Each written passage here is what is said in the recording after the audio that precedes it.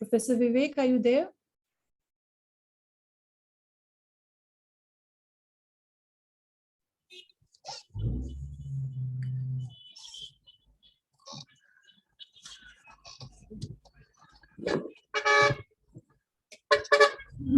Professor Vivek, are you there?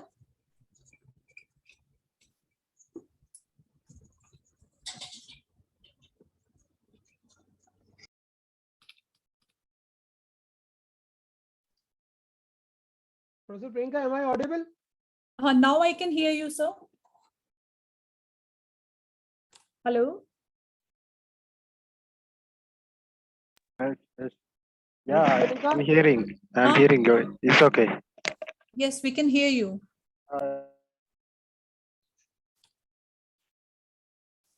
We can hear you, Professor Vivek. We can hear you.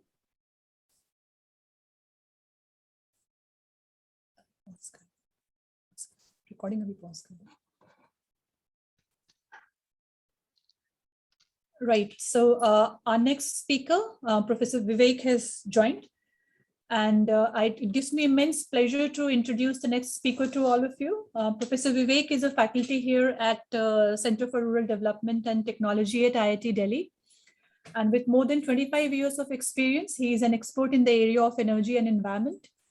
And he is an integral part of the numerous committee of the Government of India, wherein he works on policy formulation and evaluation of the environmental protection and the climate change mitigation actions of the Government of India. I can go on and on introducing him, but with no further ado, I hand over to you, Professor Vivek, for the talk. Okay. Thank you, Professor Priyanka. So I just spoke to Abhijit. So can I have just small or a very brief introduction about the group with which we are interacting with? Professor Priyanka, am I audible?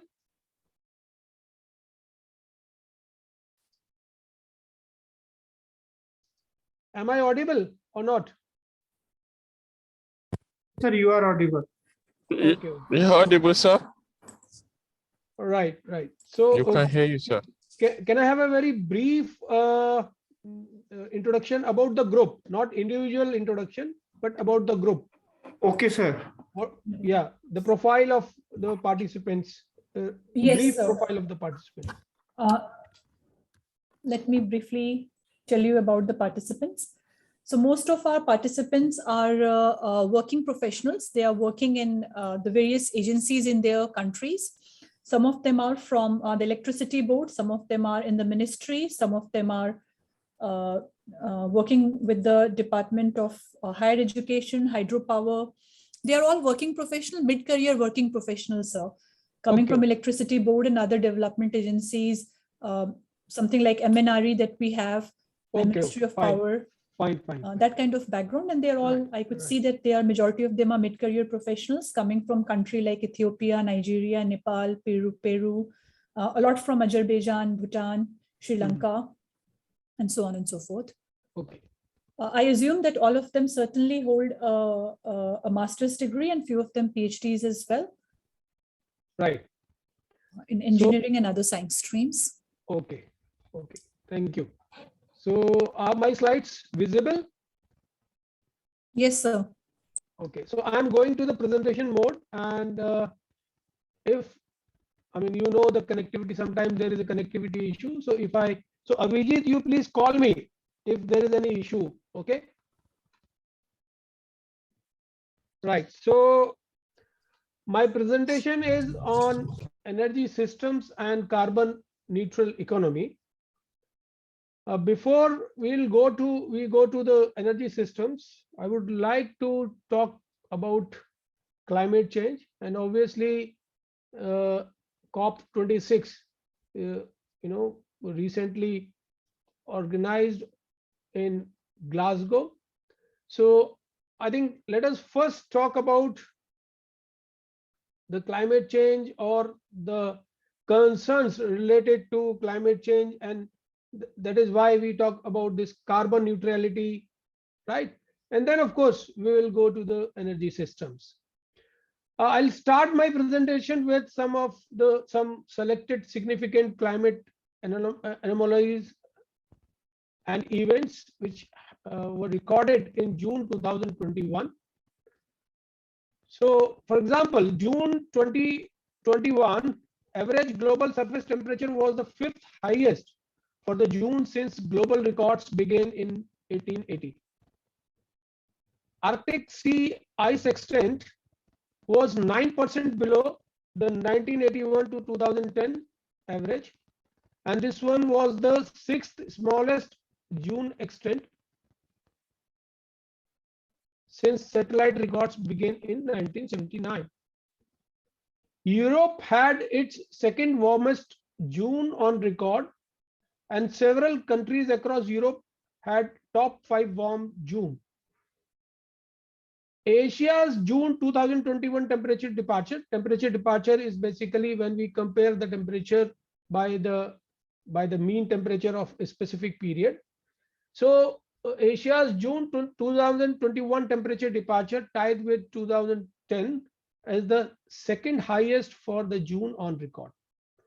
Africa had its warmest June on record. Global cyclonic activity we talk about, 9 storms, they occurred in June. South America, if we talk about, northern South America had warmer than average June temperatures, while southern regions had near average temperatures. North America had its highest June temperature departure on record. And in East North Pacific Basin, 5 storms occurred through June. So these are some of the significant climatic events or significant climatic anomalies happened in June 2021. Some of course, these events must not have been noticed by you and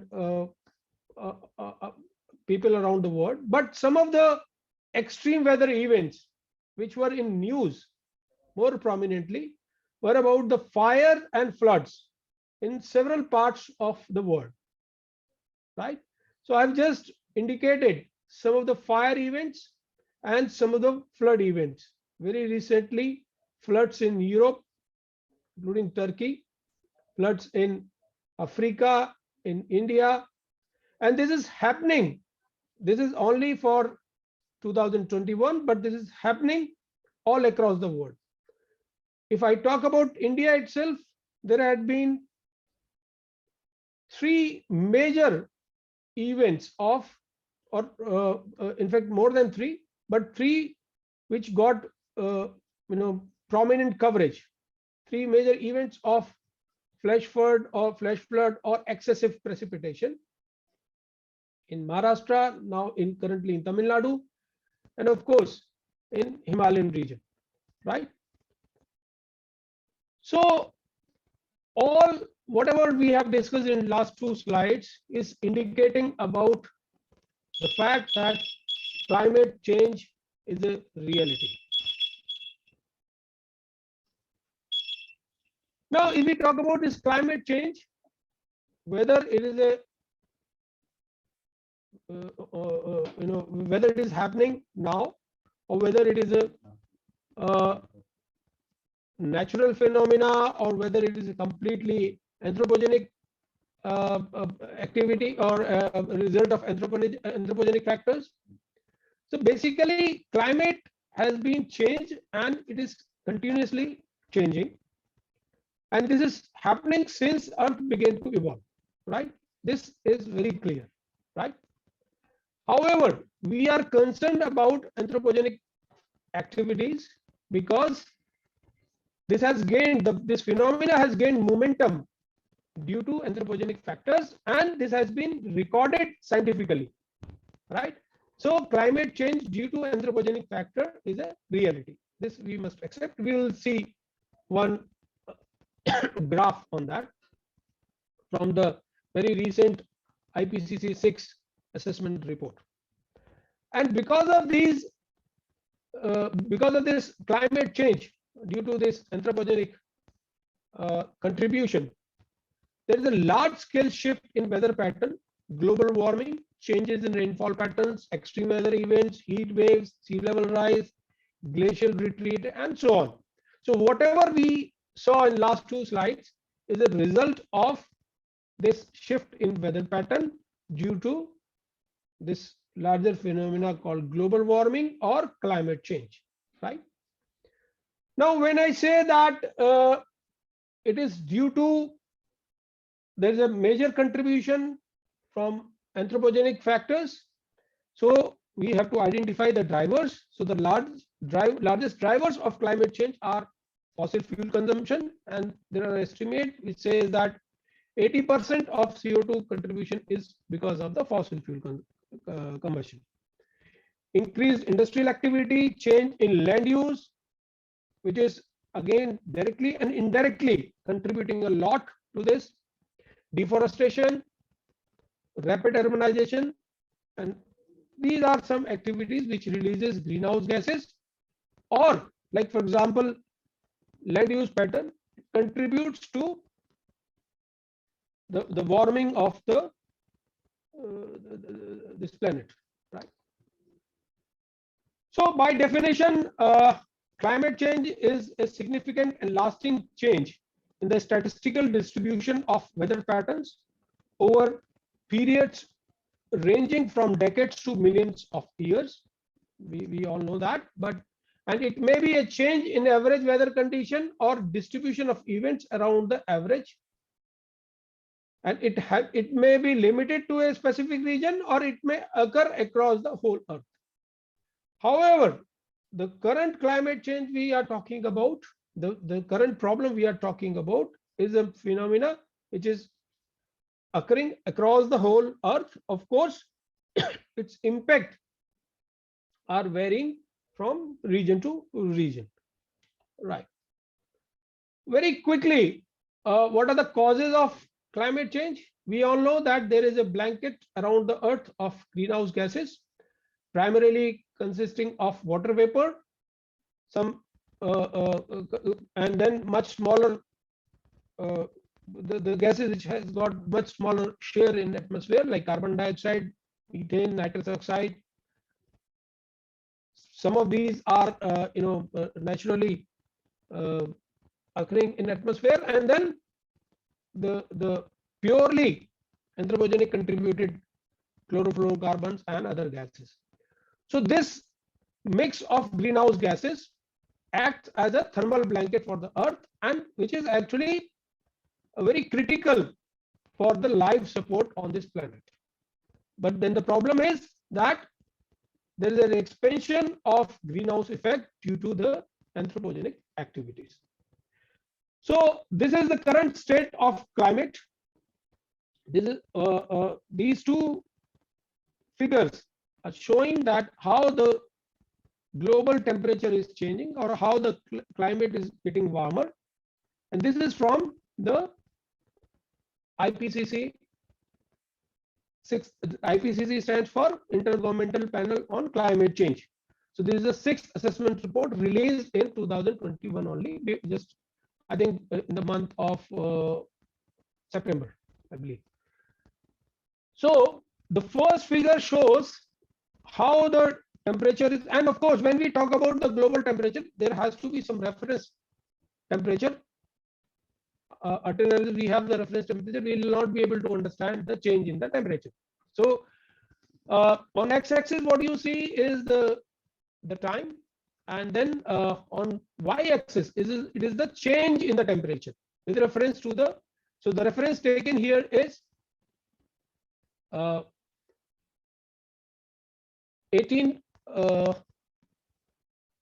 This is 1850 to 900. That is the average temperature during that time, and then with reference to that, what is the change in the temperature? So you have, so this figure is reconstructed, and then you see that the change shown from year 81 to 2020.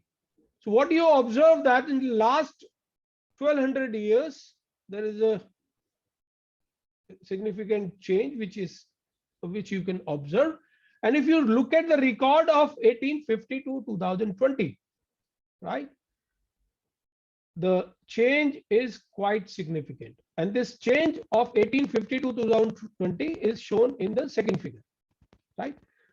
The second figure also shows two graphs. One is, so what you see here, one is green line, that is simulation for the natural sources of climate change or natural causes of increasing change in the temperature. Then you have a brown line, which is again simulation of the combined human as well as natural one. And the black one is the observed one. So one thing you understand from this, that whatever is the simulation is very close to the observed pattern, right? So by and large, we can agree to the simulation, right? And then if you look at the difference between the green and brown line, it tells you that there is a need to take corrective action. There is need to worry, because this difference shows that this change in temperature, rise in temperature, is largely due to the anthropogenic activity, right? So that is what I said, that it is climate change is due to anthropogenic activity is a real phenomena, right? So many people argue that climate keeps on changing. There is a natural phenomena. It has happened several times, and there has been a drastic climate change in past millions of years. That's true, but the pace at which it is happening, and as this simulation shows, that it is very fast in comparison to the events happened in the happened previously. So it is very fast, and it is mostly contributed by the humans, right? So before this IPCC 6, most of the time there used to be some kind of projections, assessments. This assessment report, the 6th assessment report, is slightly different than this than the previous versions. So this time they have built 5 scenarios, right?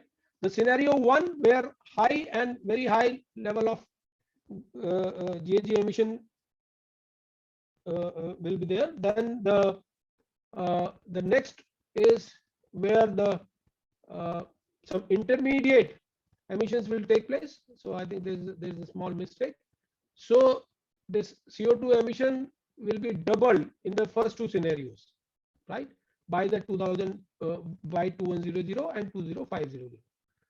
And the intermediate GHG emission is where we assume that until the middle of the century, the GHG emissions will remain at the current level.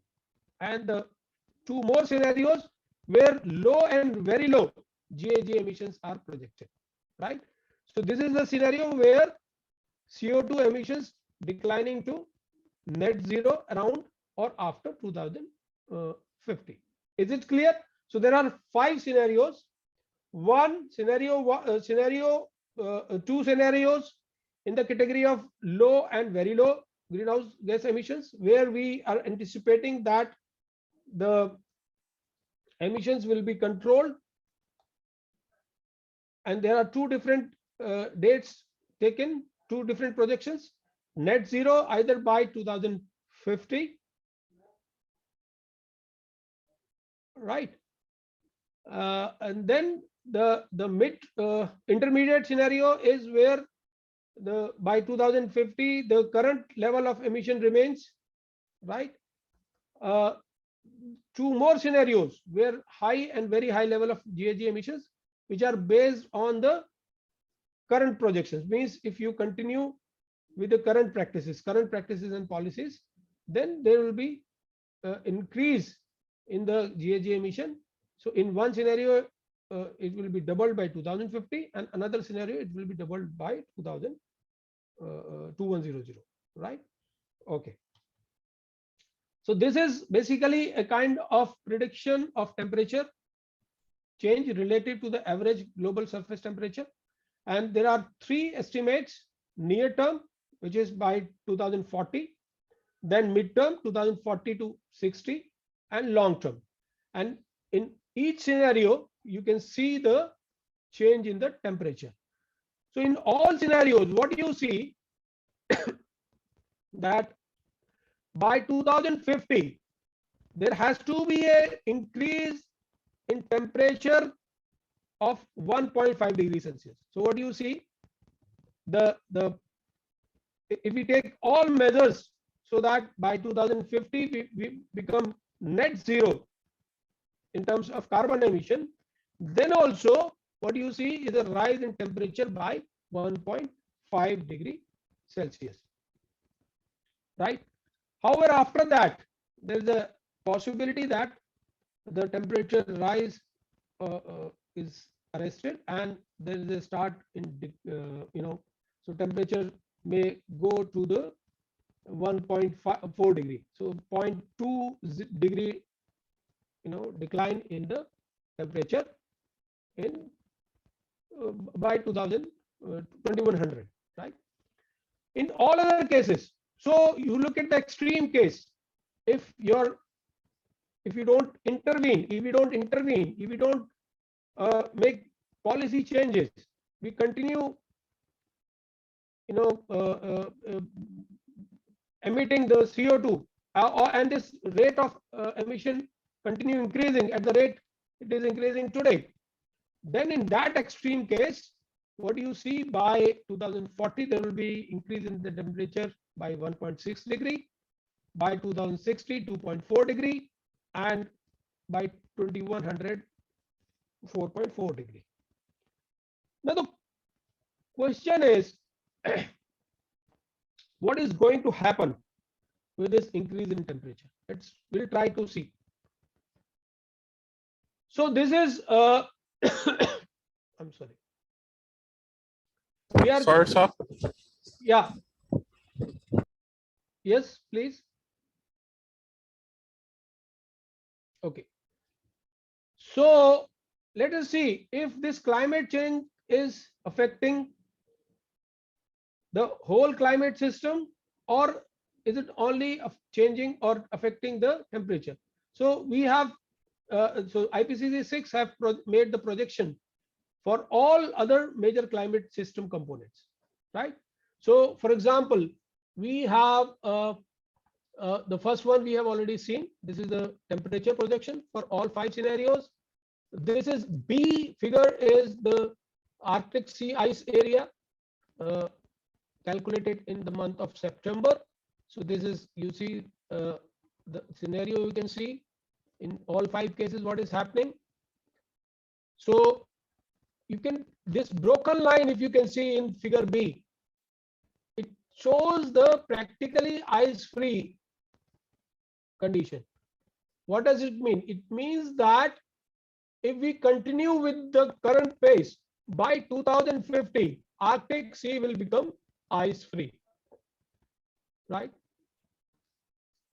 C figure showing the global ocean surface pH. So this is the level of or acidification of ocean, and all of you understand what is going to happen with this acidification. The whole ecosystem of ocean ecosystem will be changed. D figure is about the global mean sea level change related to 1900, and you can see with the projection, the current pace, the sea level will rise by 1 meter in 2100, right? Some more severe projection is this broken line, and this is the E figure is basically the scenario in 2300. So by that time, with the current pace, if we keep on emitting with the current pace, then sea level will increase by 7 meters, right? Even with the with all interventions, still we expect the sea level rise by 1.26 meter by 2300. So you understand the kind of problem challenge we are facing. Now, there are several factors which contribute to the, so we talked about that blanket. So blanket has got CO2 and majorly CO2 and non CO2 contributors, right? So we have tried to understand in all scenarios that who is contributing the highest, right? So this is the total. So the first bar is the total observed change in the temperature, right? In all three scenarios, all five scenarios. And then the contributors, CO2, non-CO2 greenhouse gas, and then aerosols and land use, right? So aerosols, land use, I mean, they actually contribute. They have, I mean, of course, there is a debate going on this, but as far as current scientific knowledge is concerned, so they have a cooling effect, right? Okay. So CO2 contribution, you can see in all scenarios is the highest one, right? In scenario one, and particularly scenario one, we are targeting CO2 emission. That's why you see its contribution relatively to non-CO2 GHG is, it seems to be, of course, here also it is higher than non-CO2 GHG. But if you compare this country, it's the ratio of these two, CO2 and non-CO2 GHG. If you compare this SSP 1 to 1.9 estimate to SSP 5.5 to 8.5, you can see the ratio is much higher, because in this scenario, in the last scenario, we have not, we are not going to take any measures to control the emission of CO2.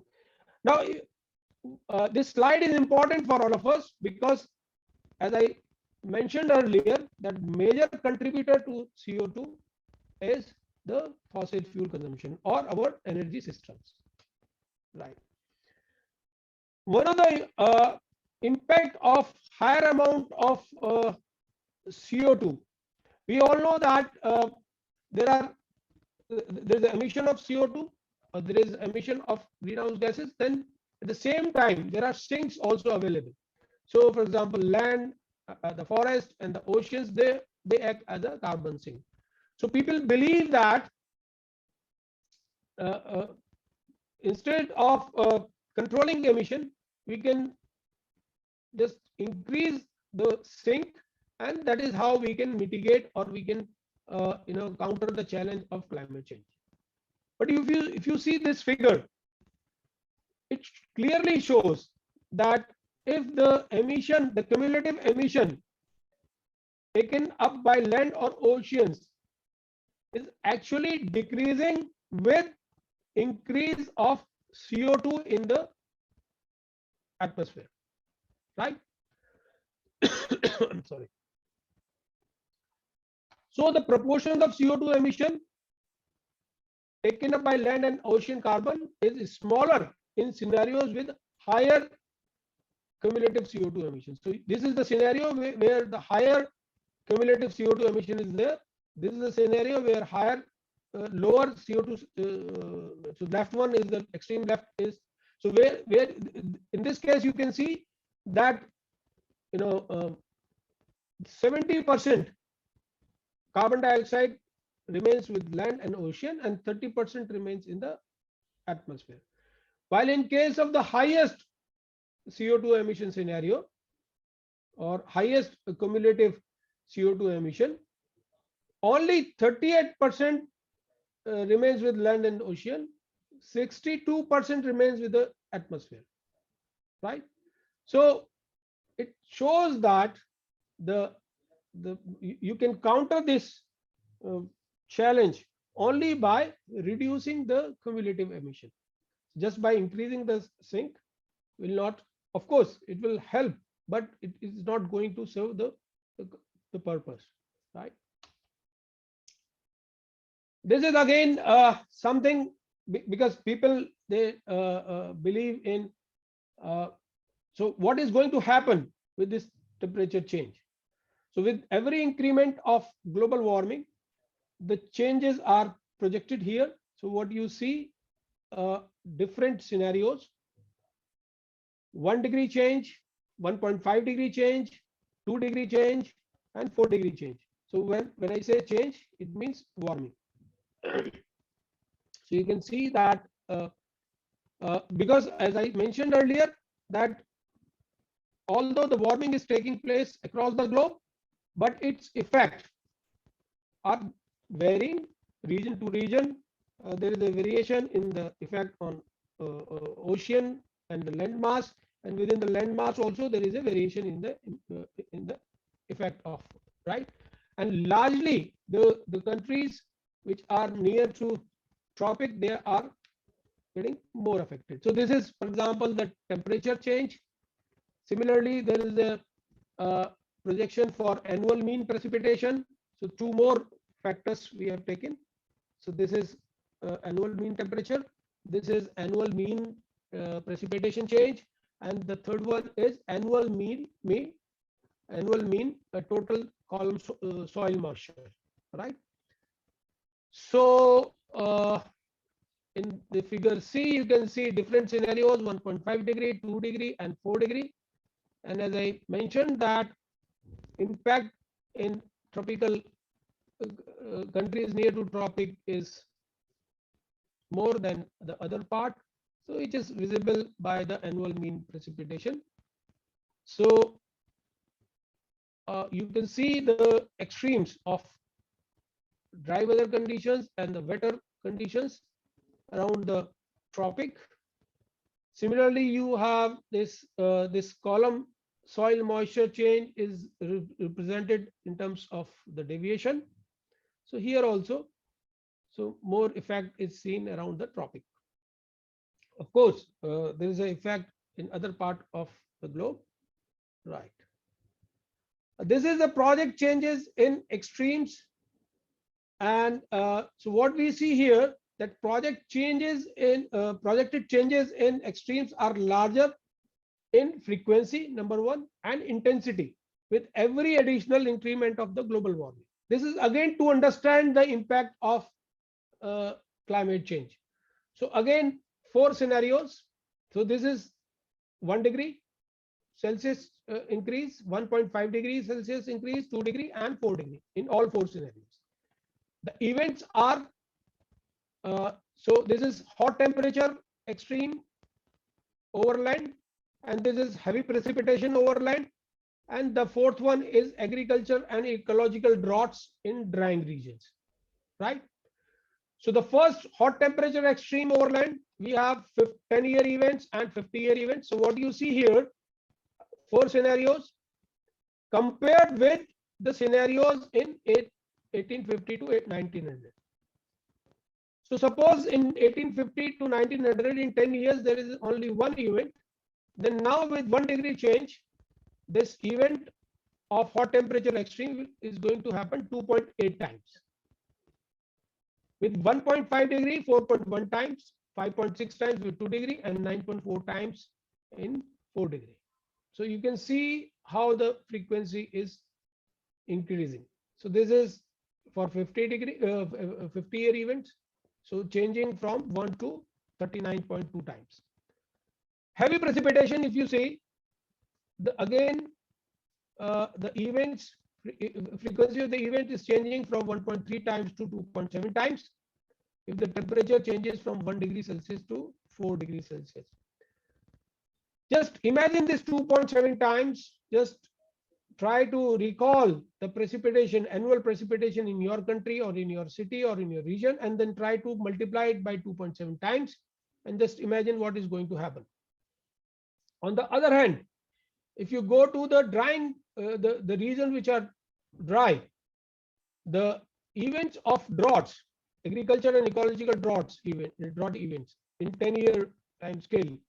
So with 4 degree, 4.1 times is the probability than the events happening in 1850 to 1900.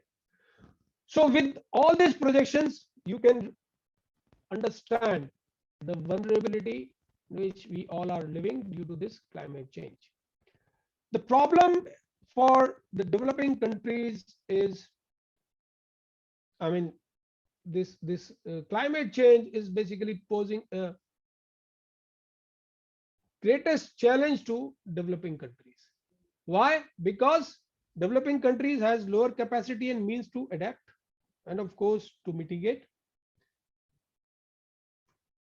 large number of developing countries, they are located in tropical region, and as I discussed, that tropical region countries located in this region are more vulnerable, right? So they are expected to receive or vulnerable to more vulnerable to the climate change. Socioeconomic profile of these countries is such that they are more vulnerable to the impact of climate change. So what are the impacts of climate change? With the change in the climate pattern, we are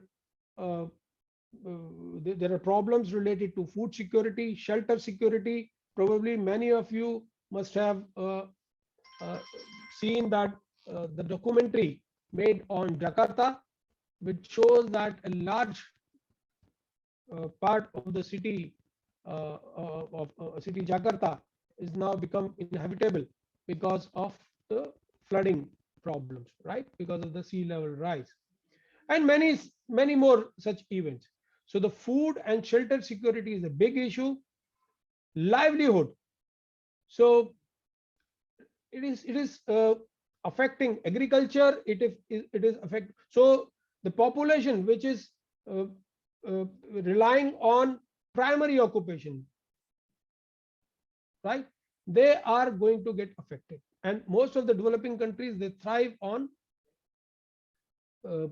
primary occupation. They are mostly thriving on natural resources, right? Like agriculture. So livelihood is going to be affected in a big way. It may lead to distress migration because of food security, shelter security, because of livelihood issues. And this is going to be a big issue, right? Moreover, this migration will be a problem because it is not that only these countries are affected by climate change event.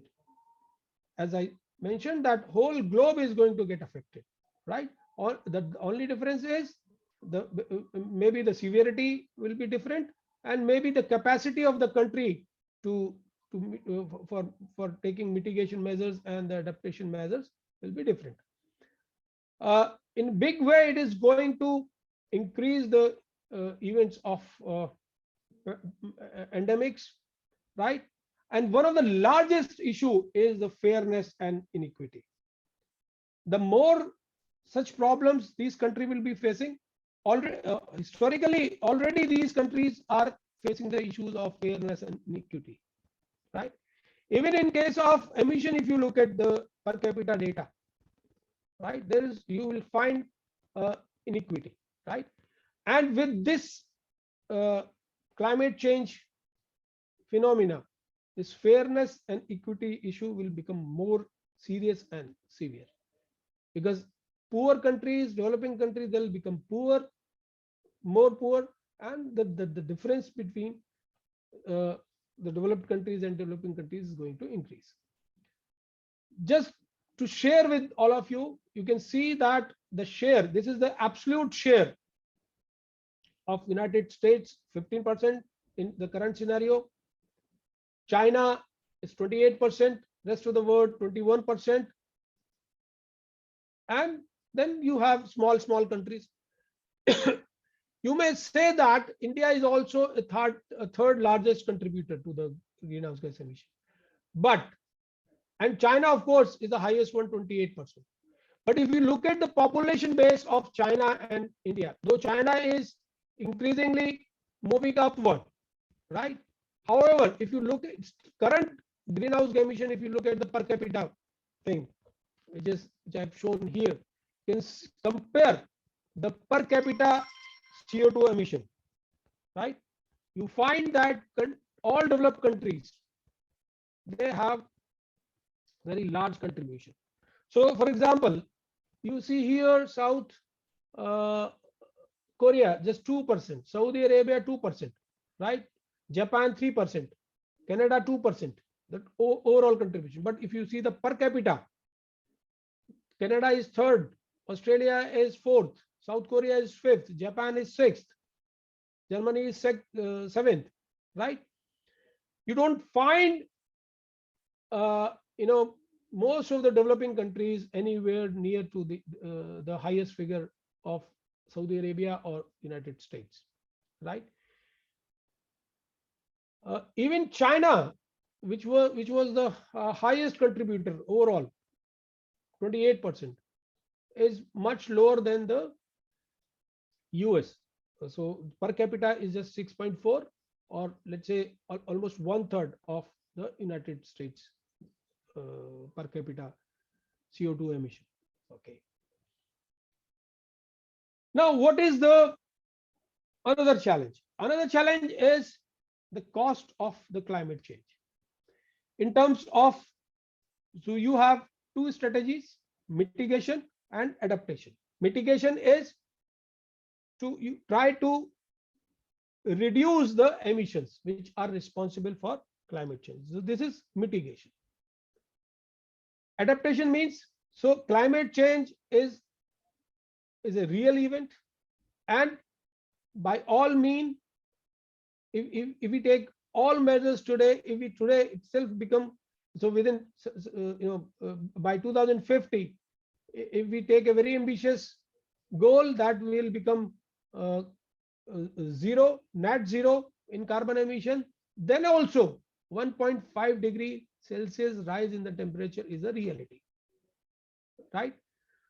So in near future, at least for a century, we have to live with this reality, that reality of the climate change. That means other than mitigation, we also go for the adaptation measures. Adaptation measures, for example, can be a focus on ecosystem, reorienting our agriculture practices, for example, right? So adaptation means whatever. So this is a real reality, and now we have to live with this reality, right? So all these two measures, whether mitigation. Now mitigation, you are talking about reduction in, and at the same time you have challenges of growing population. You have challenges related to growth and development, right? So you need a lot of innovation. You need a lot of investment in changing the energy sources, for example. So all that need a lot of investment. So whether mitigation, whether adaptation, you require a lot of investment, lot of funds are required. So that's why. And of course, the impact, if you talk about in terms of migration, in terms of disease spread, everything, so that also costs a lot. So the cost of climate change is very, very high. This is what I was talking about. So we are facing with the continuously growing population, a model of economic development which talks about more and more consumption. So it is a growth related economic development which talks about increase in GDP. We also are struggling with energy security. If you look at the, I talked about the issue of fairness and inequity, and in energy also, then continuous environmental degradation, right? So what we have to do is we have to focus on reduce our dependence and demand on fossil fuel. For that, we have to look for some energy alternatives. We have to go for increasing energy efficiency, and we have to go for reduction in the energy consumption. So that is what we are talking about, low carbon systems. So low carbon systems, I have kept nuclear energy out of it. I'm just focusing on renewable energy. Otherwise, if you look at the potential of carbon footprint of various energy sources, you see hydropower, solar, biomass, wind, nuclear, they all have much lower carbon footprint in comparison to the fossil fuel. Even nuclear is included there, but I have kept that nuclear out of that. So basically my focus is on renewable energy, which is comprising biomass, largely biomass, wind and solar, improving energy efficiency or heat recovery, and there has to be a focus on lifestyle change, right? So we should focus on low carbon lifestyle. Okay, especially if we look at, we talked about this per capita emission, and this per capita emission is directly linked with the lifestyle. Right. So we have already discussed different causes of the climate change. So we are going to focus, or we have to focus on the replacement of fossil fuel by the renewable energy systems. Okay. Already I've talked about this, that 80% of all carbon dioxide emission is from the fossil fuel combustion. Right. So this is the scenario which we should talk about. The current scenario is the left one, where we have current, if we go by the current phase, where the current plans and policies are basically this improving energy intensity by 1.8% per year. So with this current plans and policy, what we are anticipating, that by 2050, the share of renewable energy will be 24%, right? Currently it is 16% as far as 2015 is concerned. Okay. But if we go by the second scenario, where accelerated renewable energy uptake is promoted, right? So by 2030, it is anticipated to be doubled. So this is 16%. So it is 40%, and the improving rate is 2.5% per year. And by 2050, we are anticipating that the share is going to increase by 65%.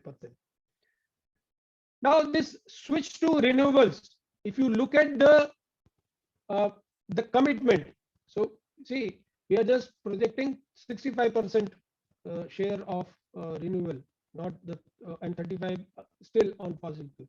But if you look at the commitment of Paris Agreement, and it says that if you want to keep global temperature rise by below 2% or 2 degrees Celsius, then we have to cut down carbon dioxide emission by 90%, right?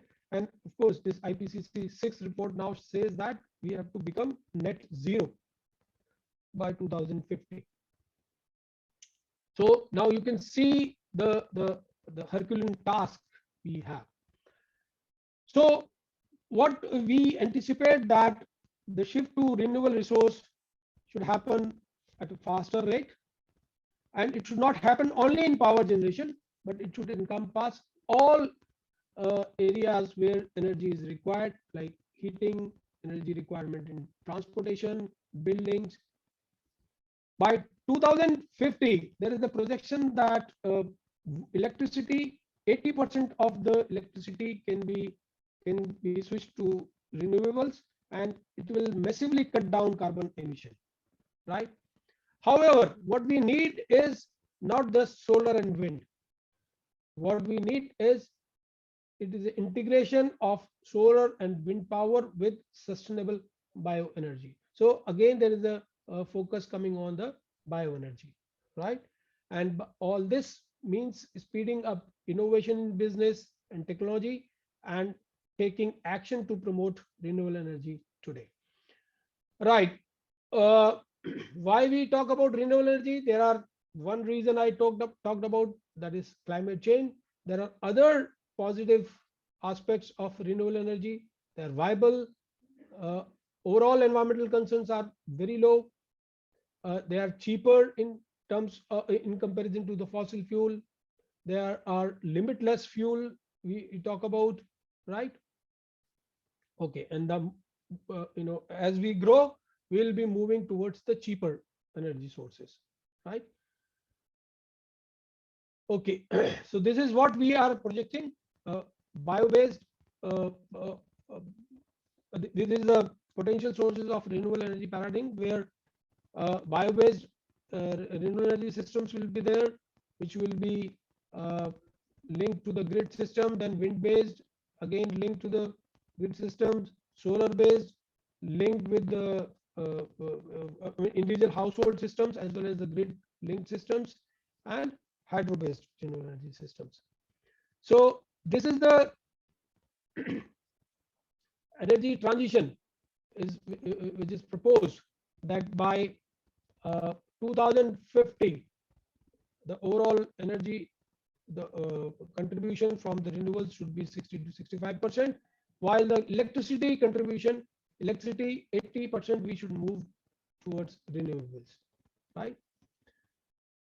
Okay, now very interesting, some of the things, some of the steps or some of the policy measures in recent times in India, I want to share with you. So this is, if you see the second table, it was the projection made in last decade, right? So it anticipated that by 2020-21, India's share of renewable energy will be around 10%, right? And by 2030, it will be 15%, and by 2046 to 47, it will be 23%. However, what happened actually, that by 2021-22, our electricity generation from renewable energy resources reached around 20%, right? And now it is being projected that by 2026-27 will reach to 24%. And it is more than what we committed in India committed in the COP21 at Paris. And recently we have reset the goals, and now India aims to increase the solar capacity by 10 times and double of its wind capacity in the coming 5 years, right? So this is the project renewable energy capacity of India, 175 gigawatt.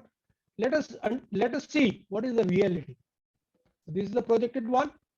So this is the projected one in sometime back, or maybe 10-15 years ago. This is the recent projection, and now let us see what is the current situation. So just before I'm sorry, Glasgow, this COP26, we reached to 150 gigawatt. So before that, before the month of October, it was 147.05 gigawatt, including solar and wind capacity of 100 gigawatt. And in the month of October, we ensured that we add another 5.52 gigawatt, so that before we reach to Glasgow, we can show our commitment. So as a country, India can show our commitment, and now the commitment India has got is that we will be reducing 33 to 35% of carbon emission. That is of the reference year is 2005, and this will be achieving by 2030. Right.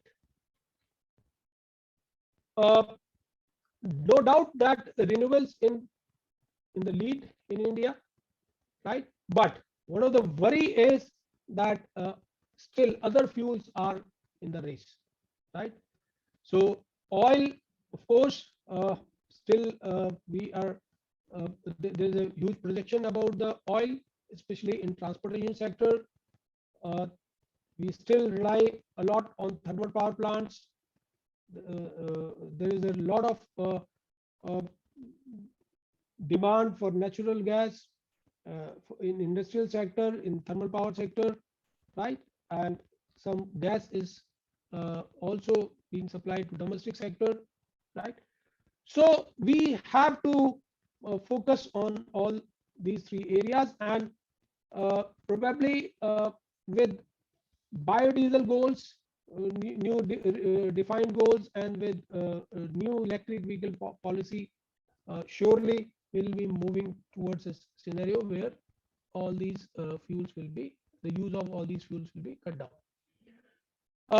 As far as major government initiative for renewable energy is concerned, we are the government is promoting 100% financial assistance and to the government and government sector and NGOs, and 50% financial support to the industry. There's a policy framework which is developed to guide the for guiding the identification of the project, formulation, monitoring, appraisal, approval and financing. MNRE wanted to double the budget for technology development efforts in renewable energy for the current 3-year plan period. Recently, which I just forgot to mention here, the Government of India launched a scheme known as Govardhan, where the biogas based enriching of biogas is promoted, and government has announced that its public sector oil companies, they are going to purchase the enriched biogas.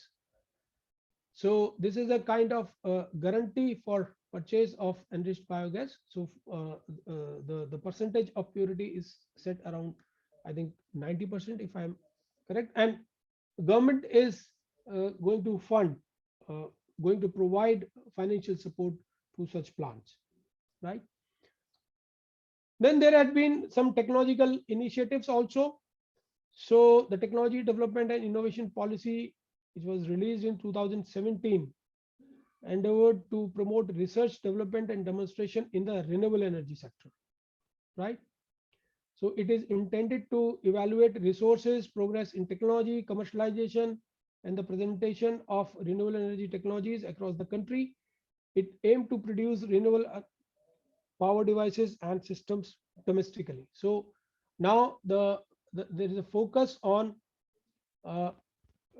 designing and developing energy systems also, focus on developing devices also domestically, right? So government is now having wider consultation involving the people from policy making areas, industrial innovators, associated stakeholders, departments, researchers and scientists. And renowned R&D centers in India currently are National Institute of Solar Energy, National Institute of Bioenergy and National Institute of Wind Energy. And besides that, academic institutions like IITs, they are being supported in this area. Now, this is a common framework for especially for developing countries.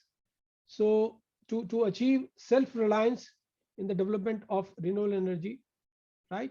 So a policy framework should have the following directions. Number one, adoption of sustainable energy development strategies to reduce the dependence on fossil fuel and thereby minimize exposure to price fluctuation in the international fossil fuel market. Though today also we are importing around 80, our transportation sector, our dependence on fossil fuel is very high, and 80 to 85% of our fossil fuel we are importing. So Government of India, understand this, and so the policy related to electric vehicle, policy related to biodiesel, policy related to, I just mentioned the program Govardhan, they all are part of this sustainable energy development strategy, right? The second, increase the utilization of renewable energy by institutionalizing the development of capabilities in the use of renewable energy systems. So this is reflected by the figures that we have achieved almost 25%, or by 2016, 26, 27 will be almost 25% of the share, especially in power sector. Third, encourage the development and utilization of renewable energy sources as tools to effectively prevent or reduce harmful emissions and thereby balance the goals of economic growth and development. Now, if this is the direction, you see, so first you try to talk about the economic factors, that is you are trying to reduce the dependency on the international fossil fuel market. Then you talk about institutionalizing the development of capabilities. And third, which is actually the result of first two events. So in the third, you then talk about the reduction of emissions, right? And of course, to integrate all these three, we need to establish the necessary infrastructure and the mechanism. So the support mechanism which is required for supporting renewable energy project, first of all, there is a need to have a renewable purchase obligation, because, and this we have mandated through Electricity Act and tariff policy. So different countries, they have created their own mechanism, because until unless we have this purchase obligation, people will not be promoted to invest in these areas, right? We also have a renewable energy certificate mechanism, then tariffs and incentives. So there has to be generation based incentives, then tax assumptions, like for example accelerated depreciation, tax holidays. These are some measures. State level policies. So over India, if you talk about over 12 states, they have announced state policies with the provision of grid connected rooftop and off grid solar energy. So recently, for example, in Delhi, we have the government of Delhi has announced some kind of subsidy on e-vehicles. Then, of course, one of the biggest support is required in terms of credit, right? So the sector should be declared priority sector. The credit limit should be enhanced. And then we also think of some other financial instruments like infrastructure funds, securitization, and green bonds. So these are some important points for providing support. And that's all. Thank you for patient listening. And now I'm open to questions if you have any.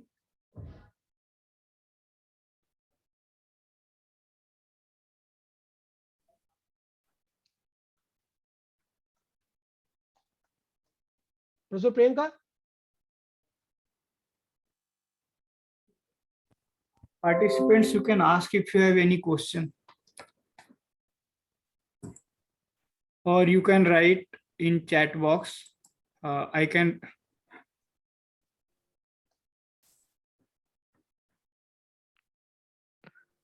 Hello. Yes. Hello. So, as you explained previously, how developing country facing this climate change since they are generating small amount. Is that referring their per capita emission or in general by contribution?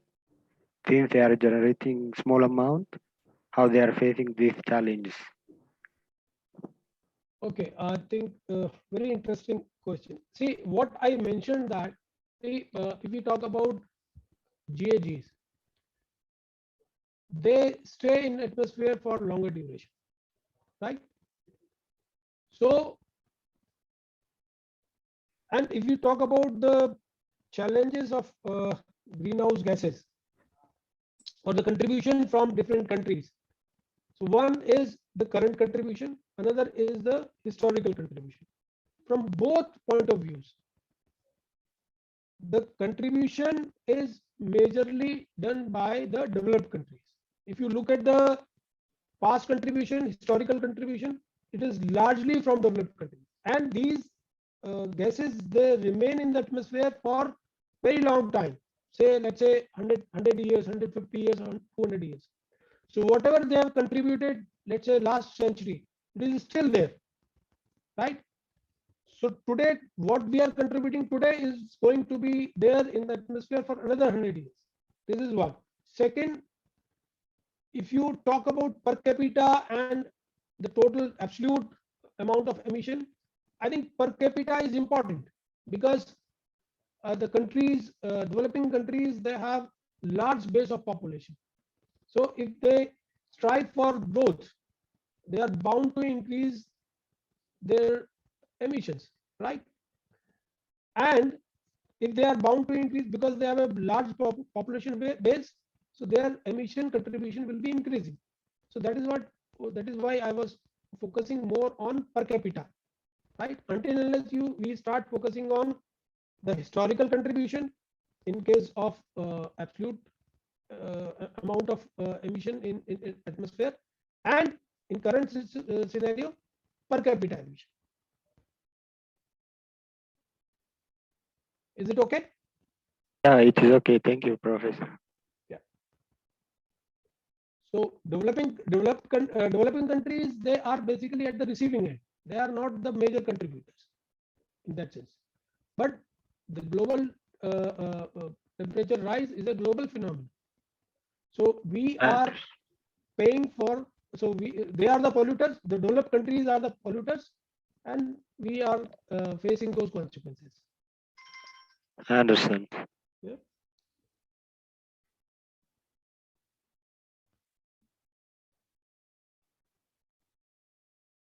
Anything else?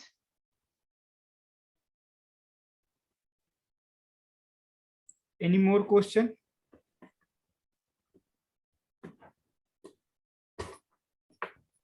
So I think a lot of participants are from, or in fact, all the participants are from developing nations, right?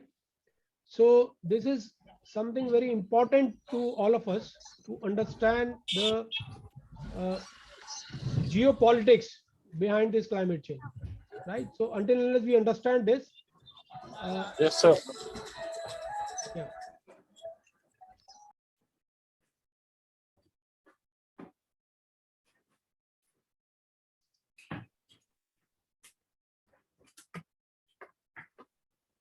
So Abhijit, if you don't have anything, any questions from the participants, you can share my mail ID.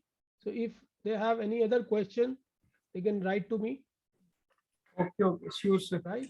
Uh, Or if in chat box, if there are any queries or questions. Sir, I have kept chat box open, but Okay, there are not okay. any question.